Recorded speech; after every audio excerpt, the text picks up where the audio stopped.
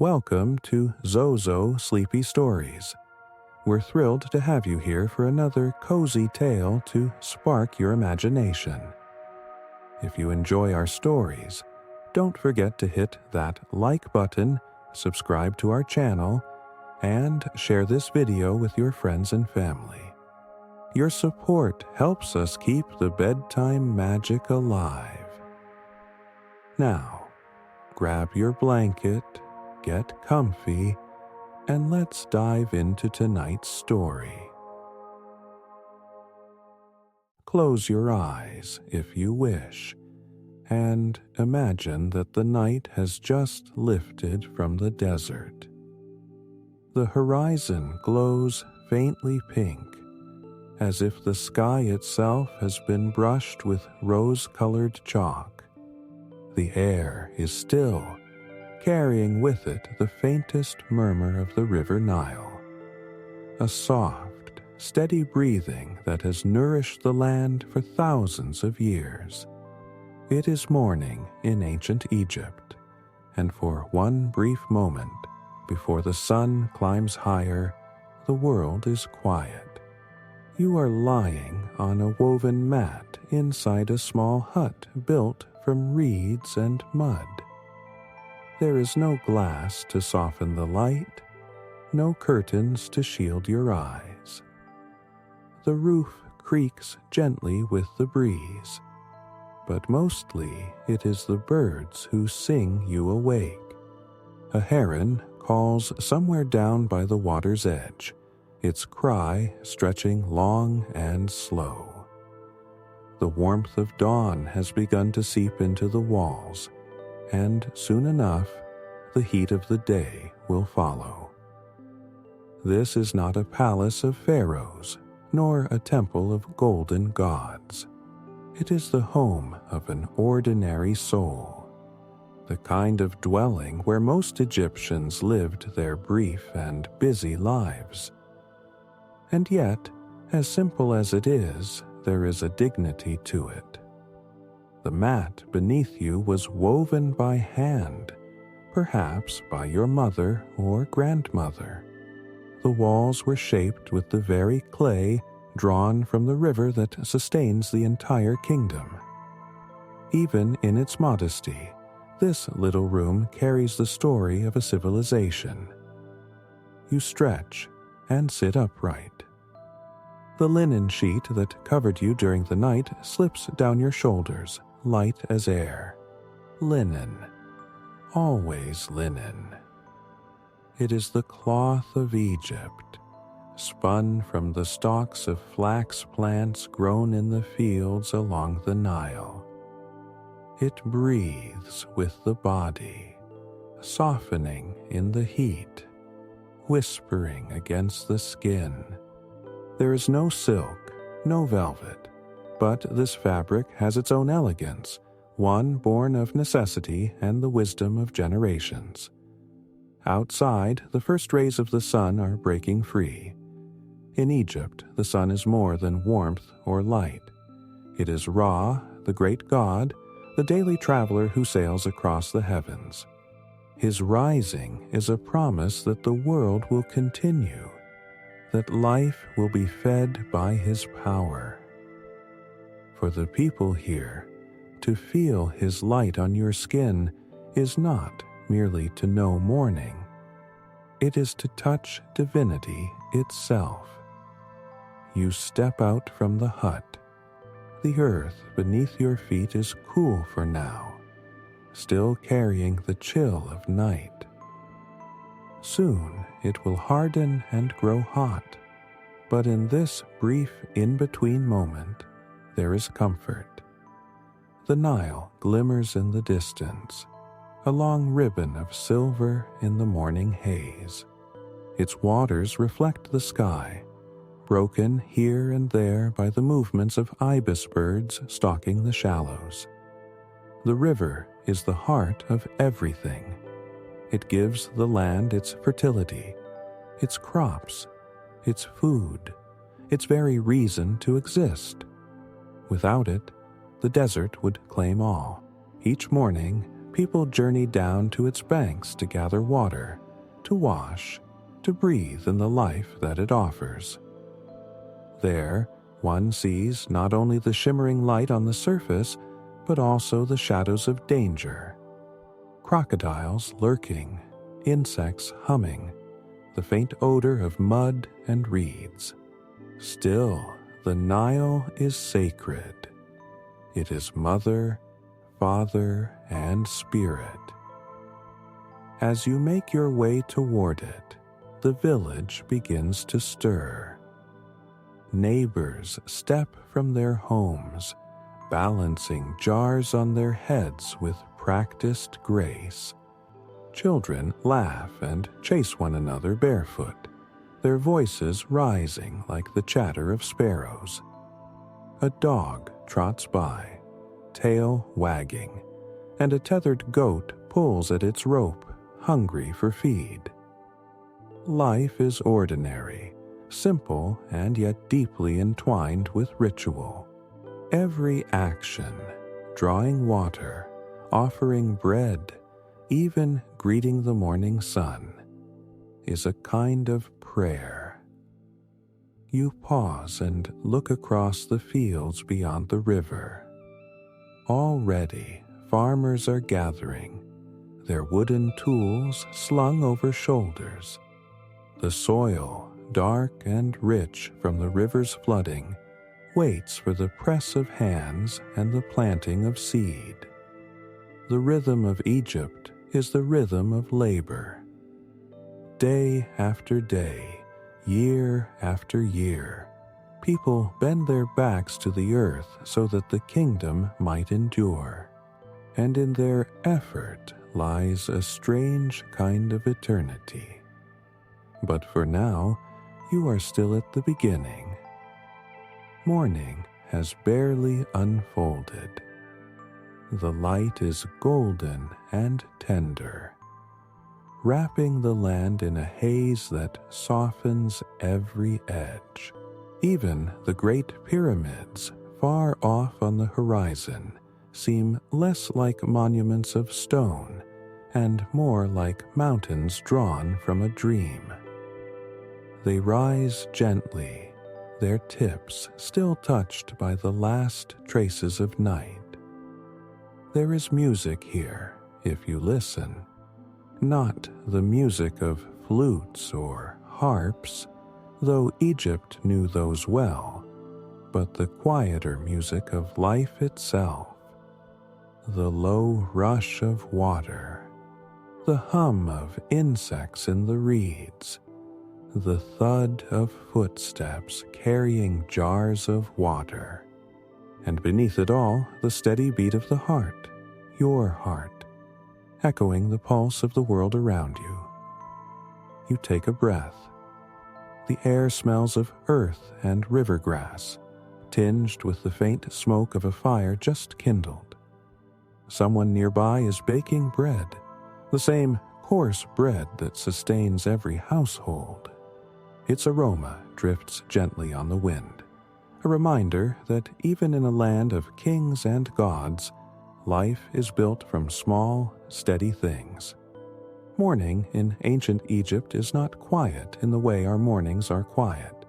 It is alive, busy, purposeful. Yet, in the telling, we can let it slow.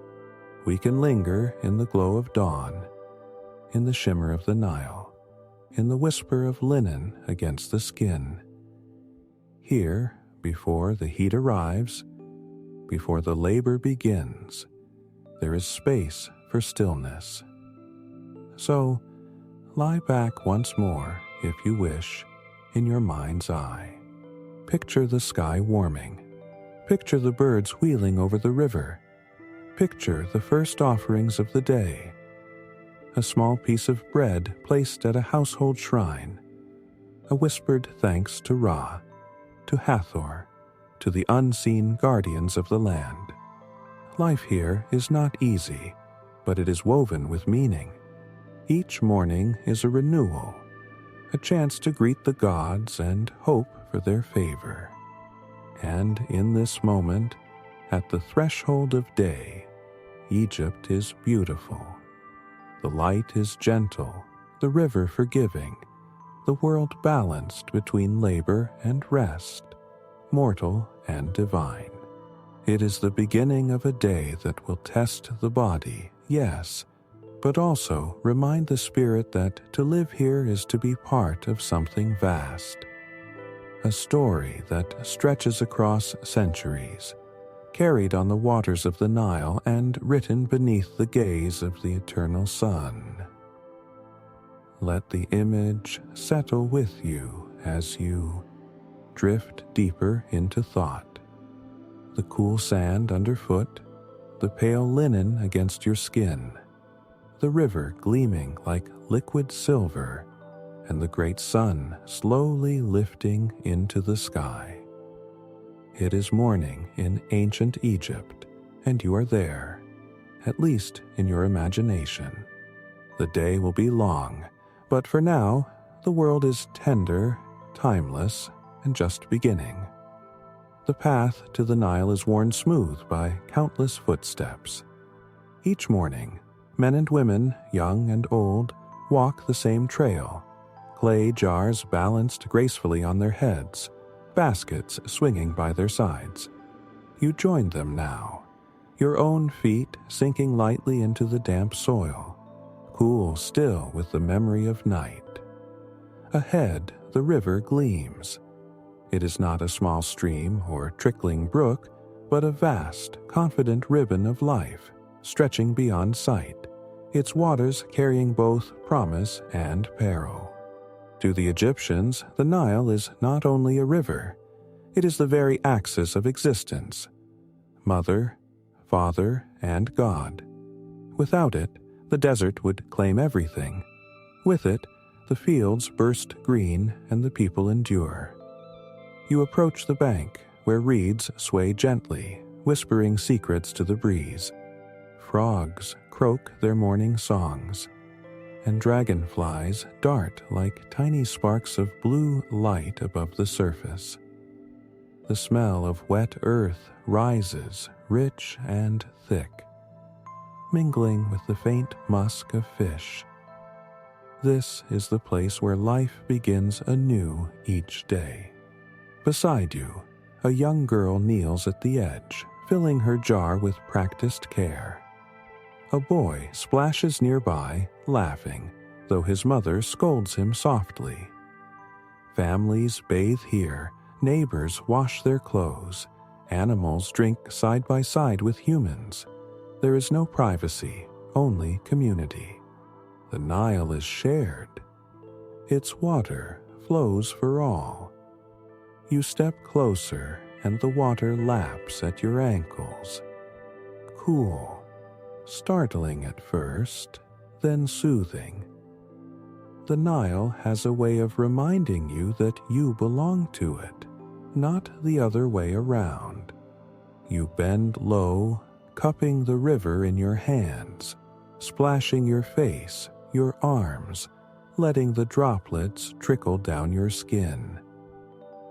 There is no soap, no lavender-scented oils, only sand, coarse, grainy sand gathered from the riverbed. With it, you scrub lightly, and though it feels rough, it leaves you strangely refreshed, as if the river has polished you like one of its stones. All around, the rhythm of daily ritual continues. Women slap wet cloth against flat rocks, their motions steady, their voices rising in soft songs that blend with the splash of water. Children chase each other along the bank, their laughter ringing like bells. An old man kneels with reverence, dipping a small offering of bread into the current before placing it gently upon the surface, watching it drift away. Even here, amid the chores of life, there is worship. Every action carries meaning, a quiet nod to the gods who dwell within the river's depths. Yet the Nile is not without danger. You catch sight of movement farther downstream. The dark, silent ripple of a crocodile sliding just beneath the surface. The people notice too, but they do not panic. They have lived alongside such creatures forever, respecting their power, offering prayers to Sobek, the crocodile god who guards these waters. Here, danger and divinity are often the same. When your body feels cleansed and your jar filled, you rise. Drops of water slide down your skin, glimmering in the morning light. You feel renewed, though never entirely safe. The Nile is generous, yes, but also unpredictable, a giver of life and a reminder of mortality. You balance the jar upon your head, feeling its weight steady you. Step by step, you return toward the village, the path warm now beneath your bare feet. The sun has climbed higher, and with it, the air begins to thicken. A bead of sweat rolls down your temple, but the memory of the river lingers cool upon your skin. Back at your dwelling, you set the jar upon the floor. Its water will serve for drinking, cooking, and perhaps even for another small offering to the gods before night falls. You pause, breathing deeply. Outside, neighbors greet one another, their voices weaving together in the morning air. There is no rush, no clock to govern them, only the steady rhythm of the sun, the river, and the land. The Nile is more than water. It is the thread that ties every life here together. It nourishes, it cleanses, it threatens, it blesses. To live in Egypt is to live by its pulse. And so, each morning, before work begins, before bread is eaten, before prayers are whispered, the people step into its embrace. For you too, this ritual has become part of the story. The water that cooled your skin, the sand that scoured your hands, the hum of insects, the call of birds, they linger in your senses like fragments of a dream. And as the sun grows brighter, you understand. This river is not just a backdrop. It is the stage upon which all of life in ancient Egypt unfolds. Now, the day stretches ahead. Work awaits. Hunger will call. The heat will rise. But for this moment, you carry the river within you. Cool, eternal, flowing quietly through your imagination. And with it, you step forward into the unfolding story of the day. The jar of water rests in its corner, cool and heavy, while the village stirs into full motion. Smoke curls from clay ovens, thin ribbons rising into the brightening sky. The smell is faint but familiar. The scent of bread, the food of life, the anchor of every Egyptian table. There are no bowls of fruit, no silver trays of eggs, no porcelain cups of coffee. In this world, breakfast is not a feast but a necessity, a simple ritual that keeps body and spirit moving through the heat of the day. It is bread, always bread, and beer, thick and warm, taken not as luxury, but as survival. You sit on a low stool if one is near, or else on the ground itself. The bread before you is round, coarse, darker than the bread you know today. It was made from emmer wheat, ground between heavy stones that leave traces of grit behind. Each bite is flavored not only by grain but by sand, a quiet mineral crunch that wears at the teeth year after year. Archaeologists tell us that Egyptian skulls bear flat, worn molars, as if the desert itself had been chewed. And yet, this bread is life. It fills the belly. It fuels the muscles. It carries you into the day. You tear off a piece, chew slowly, and though the texture is tough, it softens with patience. Sometimes onions are added, sharp and pungent, a blessing of variety. Sometimes dates, sweet, chewy, a tiny echo of delight. But most often it is only the bread itself, unadorned, sustaining. Beside it waits the beer. Not the golden, frothing kind you might imagine, chilled in a glass on a summer afternoon, but something closer to a porridge, clouded and heavy, half drink and half meal. It is made by fermenting bread itself, broken apart and steeped, its sweetness turning slowly to a mild sourness. The taste is strange at first, but you come to accept it. Even children drink it, for it is safer than water, the boiling and brewing clearing away invisible dangers. In this land, the gods themselves are toasted not with wine, but with this humble, hearty brew. You lift the cup, clay rough against your fingers, and take a sip. It is warm, thick, filling. Not a pleasure so much as a reassurance. There will be strength to walk, to labor, to endure the hours ahead. Around you, others eat much the same. Families gather on the ground, swatting gently at the ever-present flies. Children gnaw at their pieces of bread, small hands sticky with date paste. A dog waits nearby, hopeful for scraps. Laughter mingles with tired sighs. The sounds of a community bound together not by luxury, but by routine. The meal is quiet, but not solemn. It is ordinary, familiar, repeated every morning of every life, stretching back through centuries. There is comfort in that sameness. Bread and beer, the twin pillars of Egyptian survival. Not glamorous, not festive, but enduring. As you chew, you notice how the light has shifted.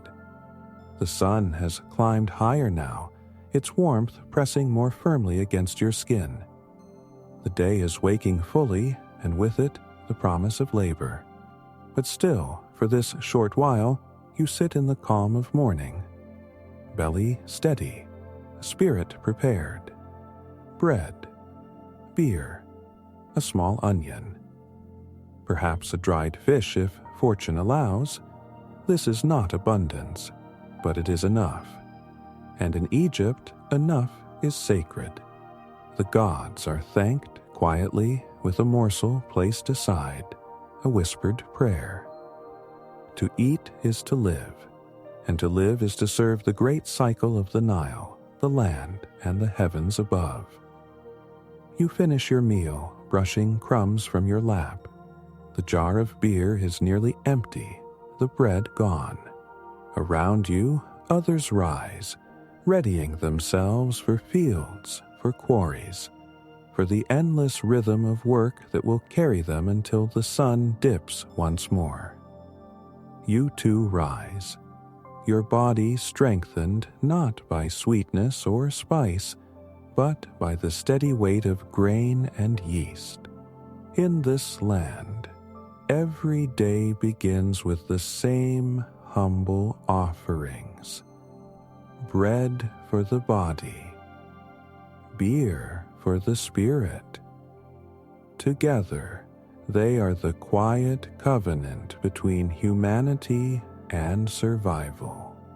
and though the taste may not linger sweetly on the tongue, the memory of it stays. The memory of a meal taken in community, of strength drawn from the earth, of gratitude whispered into the morning light. So, with the last swallow, you set down the cup and step toward the day. Ahead waits the labor of the fields, the heat of the sun, the long hours that test the body and the will. But for now, you are sustained. The bread has done its work. The beer has steadied your heart, and you are ready to walk onward into the living story of ancient Egypt. The morning meal has steadied you, simple as it was. Bread in your belly, beer warming your chest, you rise and join the quiet stream of people already making their way toward the fields. The village hums with purpose. Men and women step out together, carrying wooden tools, baskets, and rope. Even the children follow, some to help, some simply to watch. The Nile lies behind you now, though its presence is never far. Its waters have receded after the flood, leaving behind a blanket of rich, black soil. This is the gift of the river, the reason why Egypt thrives where desert might otherwise reign. But a gift must be worked, and so the day begins with labor. You walk barefoot into the furrows, the earth cool at first, then clinging as mud squeezes between your toes. The air already grows heavy. The sun has climbed higher. Its rays no longer gentle but sharp, insistent. It presses down on your shoulders, warming the crown of your head until the linen cloth clings damp against your skin. Here in the fields, work is steady and relentless. Wooden plows creak, drawn by oxen. Farmers bend low, scattering seeds by hand, their movements practiced, almost ritual. Others kneel to weed, their fingers black with soil. Everywhere there is the rhythm of toil. Scrape, pull, bend, rise, scrape again. The overseer walks among them, his voice firm, sometimes sharp. He carries a staff, not always to strike, but always to remind. You feel his gaze pass over you as you work, and though he says nothing, the weight of authority settles like another stone upon your back. To pause too long is to invite notice. And in this land, notice can be dangerous. Yet, amid the effort, there is a quiet beauty. The green shoots that will one day become wheat sway gently in the breeze. Birds circle overhead, swooping down to snatch insects from the air. The sound of water trickling through irrigation channels mingles with the rustle of stalks. It is not silence, but a music of its own. The music of survival. Composed day after day by countless hands. And it is not only men who labor here. Women, too, bend beside the furrows, some with infants tied to their backs, others grinding grain at the edge of the field, their arms strong from years of motion. Children chase birds from the crops, their laughter rising in brief bursts before they return to the work of carrying water or gathering reeds. In Egypt, every hand has a role, every body contributes. The hours pass slowly. The sun grows harsher, its light glaring white against the sand. Your back aches, your arms tire, but you continue. Around you, others do the same, their faces glistening, their voices hushed. Now and then, someone hums a tune, a low melody to make the labor easier, to remind the heart that even in sweat there is community. By midday, the ground beneath your feet has grown hot. Each step burns, though you no longer notice as much. Your body has accepted the rhythm of the day. Work, pause, wipe the sweat, work again. It is not comfort, but it is life. And in Egypt, life is sustained not by ease, but by endurance. Still, there is something sacred in this struggle. To till the soil, to plant the seed, is to participate in the great cycle of Ra's journey across the sky, and Osiris's gift of rebirth through the earth. Each stroke of the plow is a prayer in motion. Each handful of grain is a promise of tomorrow. You may not say the words, but your body speaks them with every gesture. As the sun begins its long descent, shadows stretch across the fields. The overseer calls for the day's end, and a weary sigh ripples quietly through the workers. Tools are gathered, baskets lifted, feet once more find the familiar path back to the village. You look back once before leaving. The fields shimmer with young shoots, tiny threads of green stitched into the dark soil. It is not much, but it is hope. And though your body is tired, your spirit carries the knowledge that you have given something to the land, and that in turn the land may give back. The day has tested you, as it tests everyone, but you walk home with others, the rhythm of your footsteps joining theirs, the sky above painted gold by the fading sun. Work is endless here, yet within its endlessness lies the quiet truth of survival. Tomorrow will bring the same, and the day after, and the day after still. But for now, evening beckons, and with it, a brief moment of rest. The fields fall quiet as dusk settles, but Egypt never forgets who rules above it all. As you return from the day's labor, weary yet steady, the thought of the Pharaoh lingers like a presence you cannot see but always feel. The Pharaoh is not simply a king. In this land, he is more than mortal, more than human. He is Horus made flesh, son of Ra, the keeper of order in a world forever threatened by chaos. His word is not a command alone, it is law, spirit, destiny. For common folk like you, the Pharaoh's face may never be seen. You will not walk the halls of his palace, you will not dine in his courts, you will not hear his laughter. And yet, he is everywhere. His name is carved into temple walls, painted upon tombs, stamped into clay. His image towers above you on statues and stelae, always larger than life, always eternal. Even the bread you eat may bear his mark.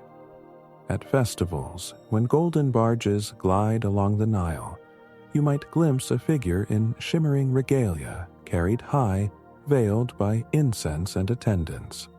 For a heartbeat, you see him, the God King, distant yet undeniable. Then he is gone again, swallowed by walls of power, his life as far removed from yours as the stars from the earth. And still, he rules your every breath. If the floods come kindly, the Pharaoh is praised. If they fail, the people whisper that perhaps their prayers were not enough, or that disorder has crept too close.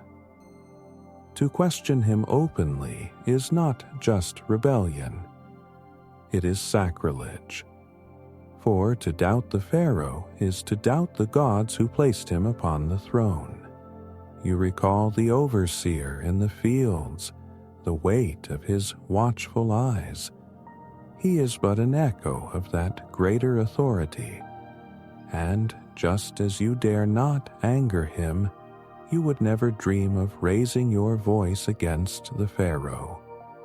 Punishment is swift, sometimes brutal.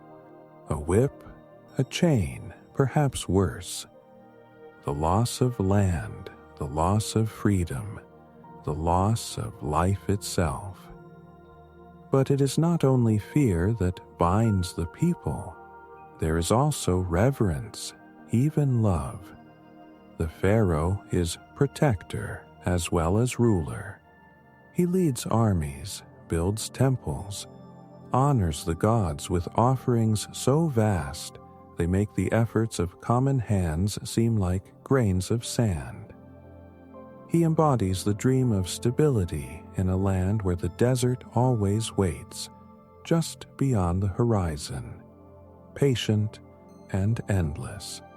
In the quiet of evening, as you sit with others near the glow of a small fire, stories are told.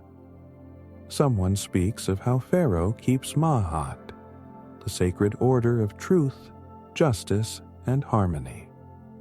Someone else recalls how he was chosen by the heavens, his crown not only of gold, but of divine right. The stories soothe, reminding everyone that the chaos of the world is held at bay, at least for now. And in your heart, you feel the paradox. The Pharaoh is both comfort and weight. He is distant yet unavoidable. His shadow stretches over fields, temples, markets, and homes. Even as you close your eyes to rest, his presence is near, a reminder that your life is lived within the boundaries of his will. The stars emerge, scattering across the dark velvet of the sky. Somewhere, in a palace of stone and cedar, Pharaoh lies upon a bed soft with linen, guarded by servants and priests. He dreams not as a man, but as a god, his breath woven with the eternal rhythm of the universe. And you, lying upon your mat of reeds, dream too, though your dreams belong to the earth, to toil, to survival. Yet, in some mysterious way, both dreams are bound together. For as long as the Pharaoh rules, you have purpose. As long as he holds the throne, the Nile will be praised, the gods honored, the cycle of life and death maintained.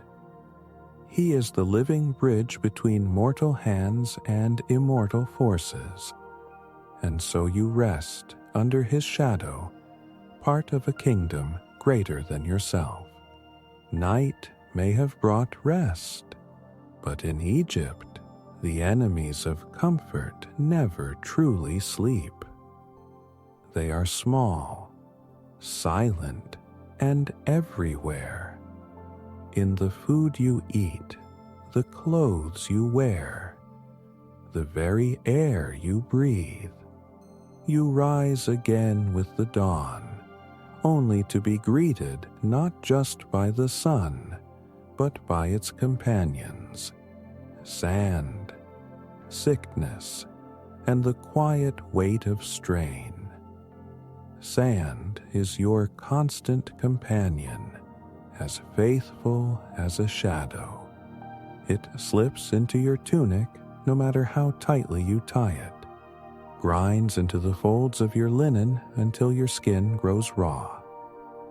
Each loaf of bread carries a crunch of it, a reminder that flour was ground between heavy stones that shed grit like stars falling into dough. Every bite wears the teeth down little by little, until mouths of young men resemble those of the elderly, flat and smooth as river stones. Even your bed is not safe. By morning, a fine layer of dust covers mat and blanket alike, the desert's quiet gift for surviving another night. And then there is sickness. Egypt is proud of its physicians, and rightfully so. They know herbs that soothe, honey that heals, even moldy bread that fights unseen infection. But every cure comes wrapped in prayer. A healer may grind onion into paste for your scalp, yet chant over you as if a spirit lurks in your blood. You may drink a draught sweetened with dates, but it is whispered that without a protective charm, the illness may return, summoned by an angry god. Childbirth is perilous. A mother kneels on cool bricks, incense burning around her, midwives murmuring invocations. No one speaks of safety, only of survival.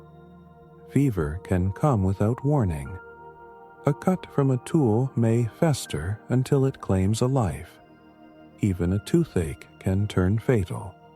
There are no true medicines, only hope, and the enduring belief that the gods might spare you another day. And still you labor on.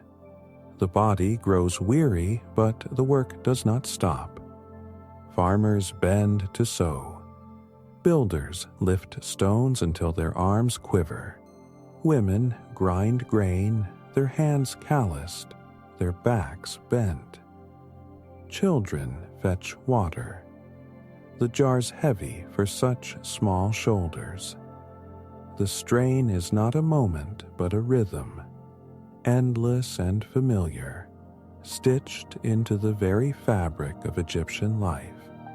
When sand stings your eyes in the sudden gust of a desert wind, you blink and keep walking. When fever grips a neighbor, you bring offerings to the temple, hoping a prayer might heal where herbs cannot. When your muscles ache so deeply you cannot straighten, you whisper to yourself that the gods see, that perhaps they will reward your strength in the world to come. And yet, amid all this hardship, there is resilience. People laugh while they work. They sing to lighten their burdens. Children chase each other through the fields, their joy louder than their hunger.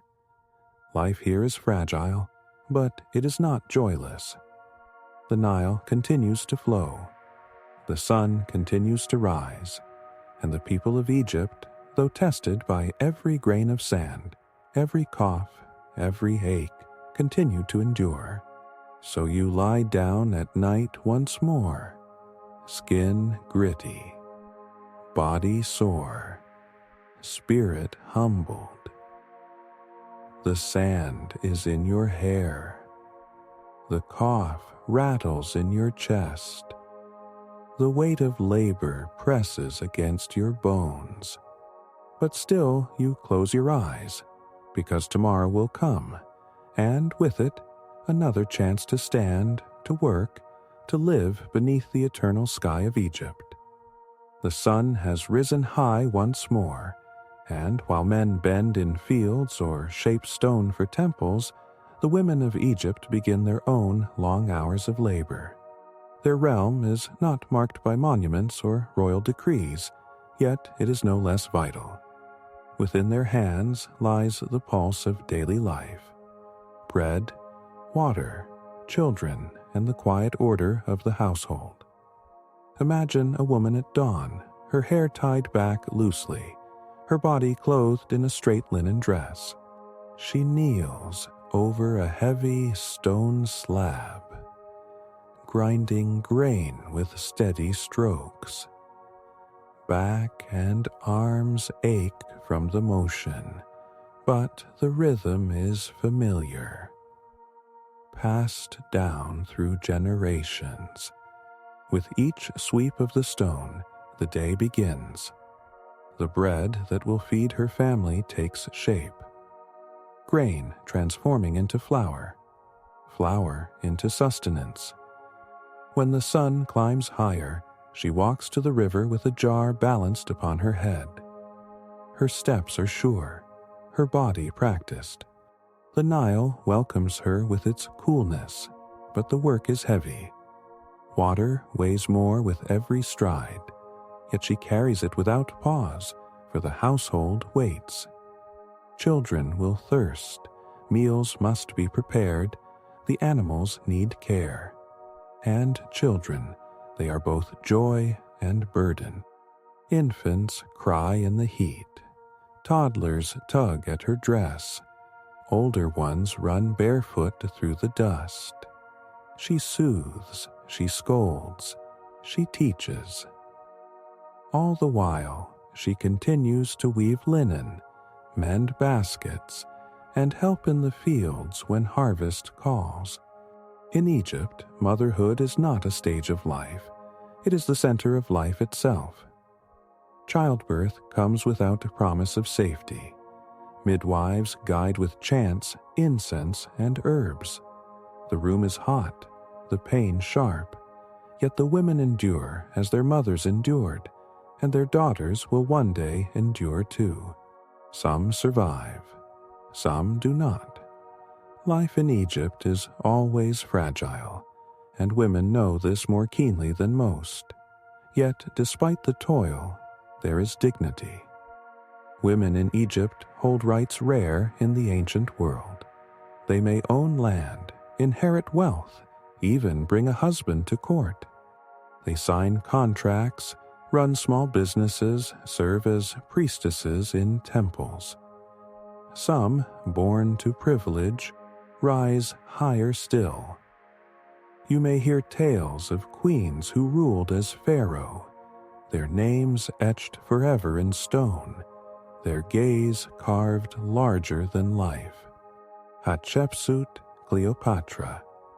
Women who carried both power and peril in equal measure. But for the ordinary woman, power is quieter. It is in the way she manages her household, in the respect she commands among neighbors, in the choices she is allowed to make for her children.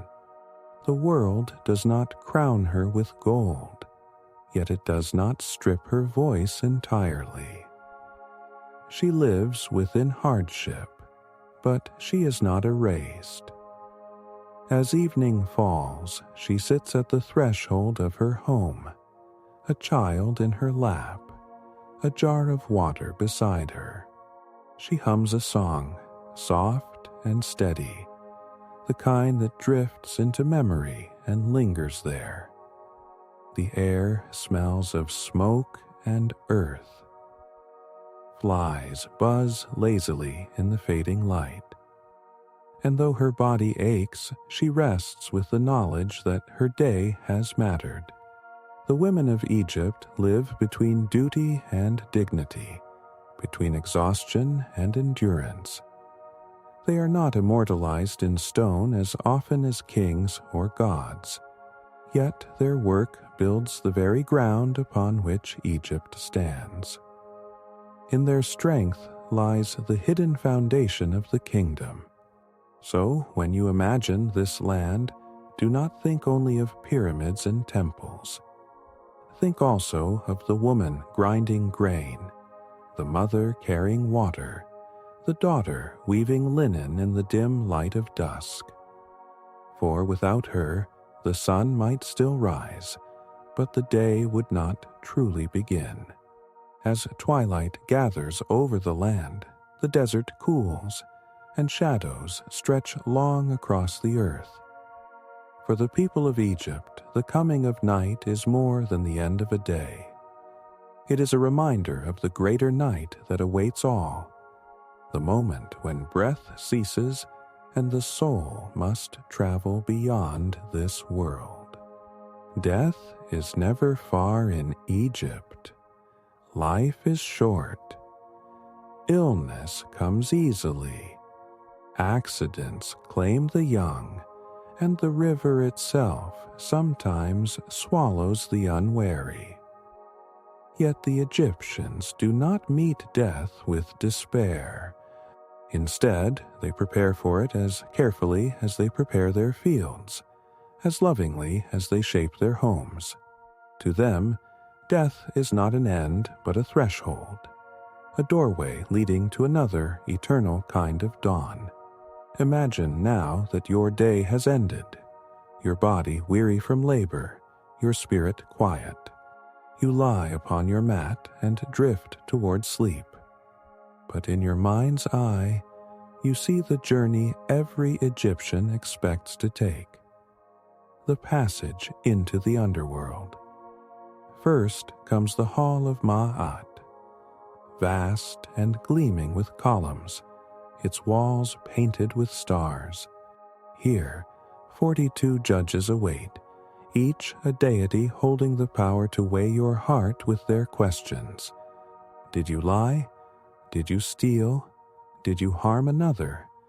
You must answer with truth, for the gods know when you falter.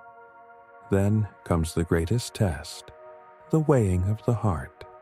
Your heart, believed to hold not only your life but your every deed, is placed upon a scale.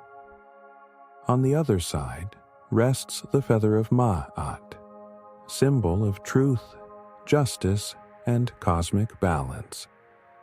If your heart is lighter, pure, and free of falsehood, you may pass.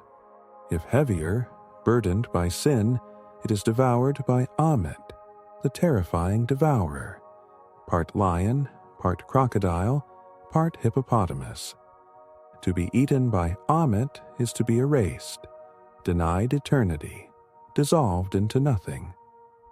But should you succeed, eternity opens before you, the field of reeds, a land where crops grow tall, rivers flow gently, and families are reunited. Here, labor exists without pain, food without hunger, rest without fear. It is Egypt as it was meant to be, perfected, eternal, bathed in gentle sunlight. The dream of every life is to arrive here, to farm without toil, to live without end. The wealthy prepare carefully for this journey. Tombs are filled with food, jewels, statues, and scrolls of the Book of the Dead, a guidebook of prayers and spells meant to lead the soul safely through its trials. Even the poor, though without riches, carry the same hope. A simple pit in the sand, a few words of blessing, perhaps a pot of beer or a loaf of bread left beside the body. Small though it may be, it is an offering to the eternal. And so, as the stars brighten above Egypt, people whisper prayers to the gods, not just for the living, but for the dead. They speak names aloud, for to speak a name is to keep a soul alive. They burn incense, they pour libations of beer, they lay flowers of lotus and papyrus. All of it is a bridge reaching toward eternity. For you too, lying in imagination upon your reed mat, the thought of death comes not with dread, but with solemn acceptance. To live in Egypt is to understand that life is a brief spark in a vast river of time. What matters is balance, to live truthfully, to honor the gods, to keep harmony with neighbors and family. In doing so, the heart remains light, and eternity may open like a sunrise over the Nile. And so the night deepens, the fires in the village dim. Somewhere, a priest chants a hymn for the departed. Somewhere, a mother places a flower on a small grave. The kingdom breathes in silence, knowing that the shadow of death is never far, but also knowing that beyond that shadow lies promise. A field of eternal reeds, waiting beneath the timeless sky. The night deepens, and, as you imagine yourself walking through the silence of ancient Egypt, you cannot help but think of the tombs that lie beyond the villages and the fields. They rest in cliffs and deserts, carved into rock or built as stone pyramids, guardians of the dead. By torchlight, their walls glow with painted prayers, hieroglyphs dancing like a starlight across plaster. Inside, treasures gleam, gold amulets, carved statues, jars of oil and wine, baskets of grain, all placed with care to sustain the departed in eternity. To the Egyptians, a tomb is not simply a grave. It is a house of forever, a place where the soul may dwell, secure, prepared, guarded against the chaos beyond. The living spend their lives preparing for this journey, shaping a resting place not of sorrow but of hope. Even the humblest pit in the sand carries that same belief, that the body wrapped in linen may pass into the eternal fields. And yet not all tombs remain sacred. The desert is vast, but hunger is vast too. Gold is tempting. Food is scarce. Even in death, the wealthy cannot rest undisturbed. Whispered through villages are stories of robbers who slip into the night with chisels and courage, breaking the seals of doors that were meant never to open again. The curses written on tomb walls speak fiercely. May a serpent coil around the thief forever. May a crocodile devour his soul. May his name be erased from memory. But curses do not always stop empty stomachs or greedy hands. For some, the treasures of the tomb are worth the risk of eternal wrath. Picture, if you will, the Valley of the Kings under a moonless sky. A group of men creep along narrow paths, their shadows stretched across the cliffs. They find a hidden entrance, pry away the stones, slip inside. The air is heavy with incense, stale but strong, as if the prayers of the dead still linger. Their torches flicker against painted walls, gods with falcon heads, boats sailing across celestial rivers, pharaohs offering gifts to Osiris, and at the center, the coffin itself gleaming faintly with gold. They hurry, hands shaking. Statues are toppled, jars broken, treasures stuffed into baskets. Sometimes even the bodies are disturbed, linen wrappings pulled away in the dark. In that moment, eternity trembles. The sacred order, Ma'at, is broken by desperation. And yet, not all tomb robbers are villains of greed.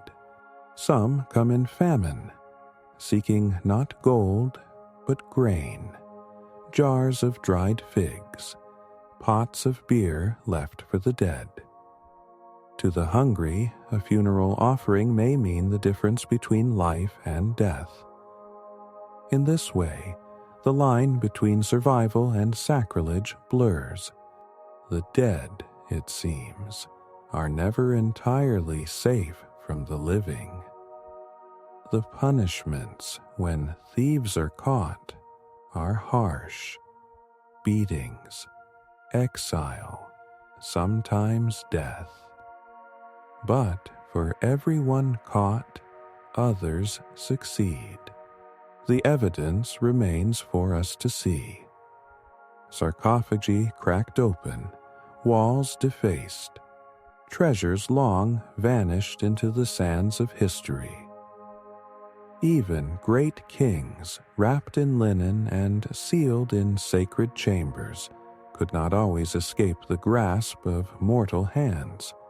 And so, as you lie in the stillness of imagination, you sense the uneasy truth. In Egypt, even eternity could be stolen. The tomb was a promise, but promises could be broken. The gods were mighty, yet hunger was mightier still. The afterlife was a dream, yet even dreams were vulnerable to the chisels of men. Outside, the stars shine cold and clear over the desert. Beneath them, thousands of tombs lie scattered across the sands, some intact, some plundered, some forgotten. Within each rests a story of devotion, of hope, of fear. And perhaps in the hush of night, if you listen closely, you may hear the faint echo of those who once prayed their eternal sleep would remain undisturbed. The fire in the village burns low. The Nile lies quiet. Silver under the moon, its surface broken only by the ripples of night creatures. All around you, life has slowed. Children sleep curled against their mothers. Men stretch their tired limbs upon reed mats. Women hum soft lullabies that drift into the darkness like threads of comfort. You too close your eyes, yet your mind lingers on the day that has passed. Not your day, but the day of an Egyptian life. From the first blaze of dawn to the heavy toil beneath the sun, from the taste of coarse bread to the shadow of Pharaoh, from the unyielding sand to the quiet hope of eternity. A single day, and yet it feels like a lifetime. Ask yourself, could you truly survive it? The heat alone presses like a weight, unrelenting, burning through cloth and skin. The bread grinds against the teeth. The beer sits heavy in the stomach. Work bends the back and stiffens the hands. Illness hovers like a silent companion. And even the thought of death is no escape. For death itself carries trials and judgment. You who know the cool touch of air conditioning, the ease of clean water flowing from a tap, the softness of pillows and the comfort of shoes. How would you fare with none of it? Would your feet blister on hot earth? Would your skin yield to the desert sun? Would your spirit endure the endless weight of labor and obedience? Perhaps not. And yet the Egyptians did. For centuries they endured, not merely surviving, but building wonders that still astonish the world. Pyramids that pierce the sky. Temples painted with the colors of eternity. Statues that watch with eyes of stone as centuries drift past like grains of sand. Their lives were short, their burdens great, but their vision stretched far beyond themselves. They believed that life was not a single span of years, but part of a vast and sacred cycle.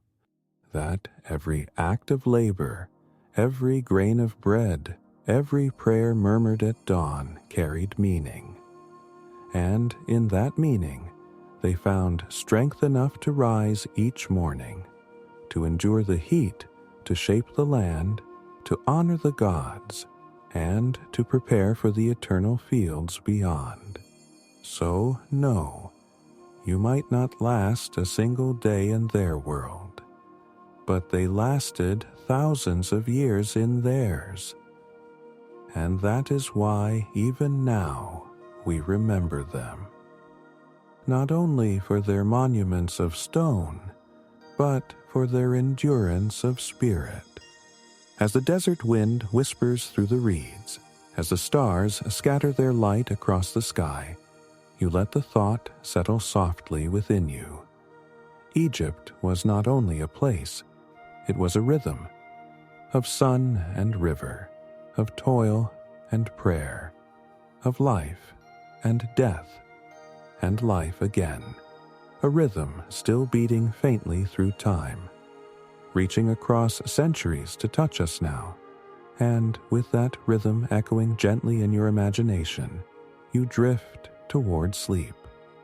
The Nile flows on, the sun will rise again, and the ancient world, though gone, continues to breathe in the stories we tell.